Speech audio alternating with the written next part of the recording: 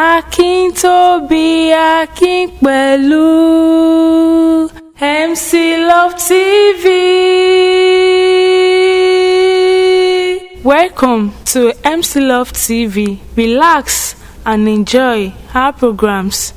Watch, like, subscribe and share to others. Ẹ káàbọ̀ sí ìkànnì MC Love TV, ìkànnì tó ń kọ́ wa bá sì ń lo ìfẹ́ wa tí ó fi mọ́ dùn tí gbọ́ngbọ́n fi mọ́ kàn sí. Ẹ jọ̀wọ́ ẹ máa bá wa like, ẹ bá wa subscribe, kẹ́ sì bá wa share ẹ̀ pẹ̀lú àwọn ẹlòmíì. Kọ́mẹ́ǹtì yín ṣe pàtàkì níkànnì yìí.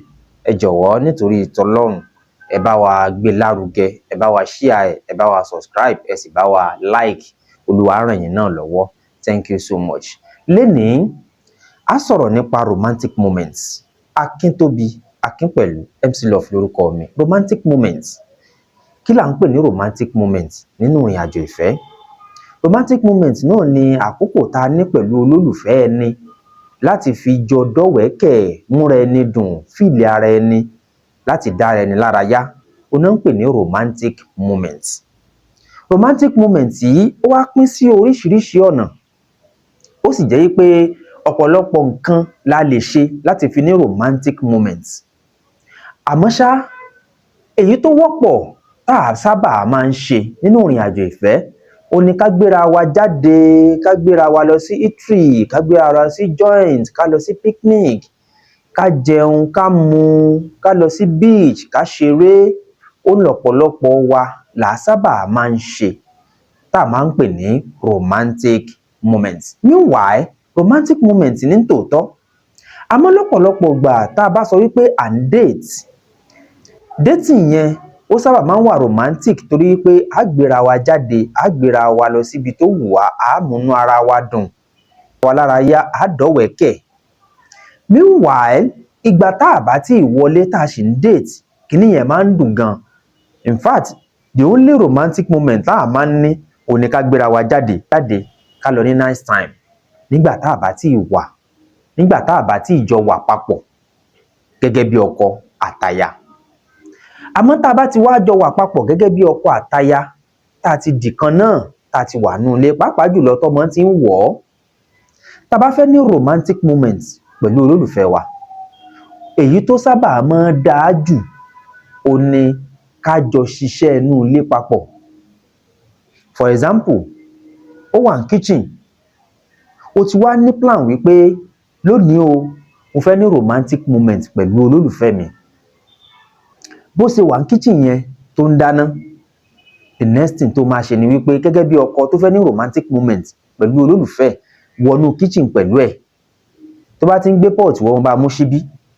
Tó bá ti ń gbé gbá, ìwọ máa bá máa wò.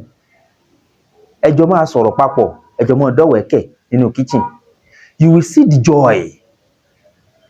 You will see that romantic moment in her and in you too. Ẹ̀yin méjèèjì jọ máa feel ara yín.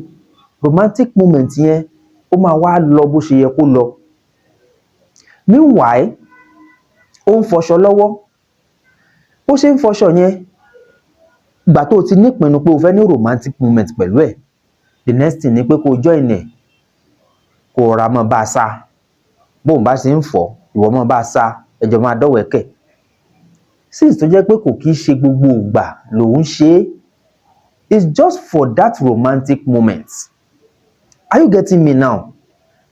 Tó o bá tiẹ̀ wá máa gbé irú obìnrin bẹ́ẹ̀ jáde lọ sí eatery, inú ẹ̀ máa dùn láti lọ torí pé ẹ ti jọ feel ara yín láti inú ilé wá. Ẹ ti jọ ní romantic moment yẹn láti inú ilé wá.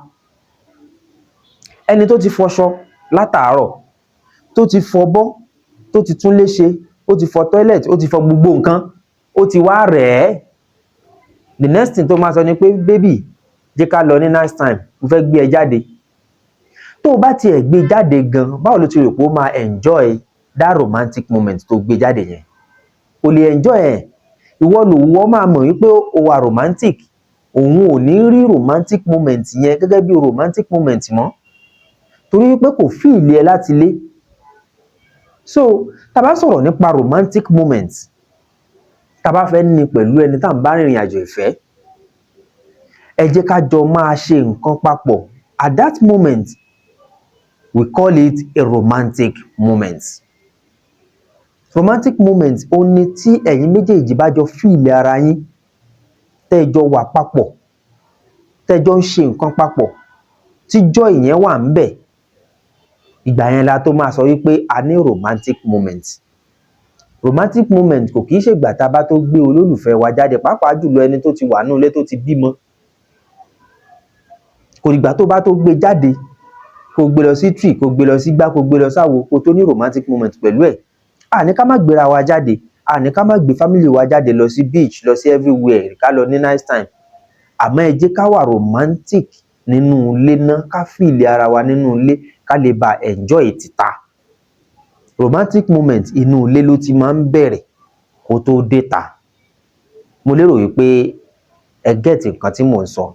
Ìrìnàjò ìfẹ́ wa ò ní dàrú o, ìrìnàjò ìfẹ́ wa ò ní bàjẹ́ lágbára lọ́wọ́ Ọlọ́run. Akíntóbi Akínpẹ̀lú MC Love lórúkọ mi. Níkànnì yìí sinimá kan ń bọ̀ ńbẹ̀, Ìlú Gángan la pè é. Ìlú Gángan ó máa lágbára púpọ̀.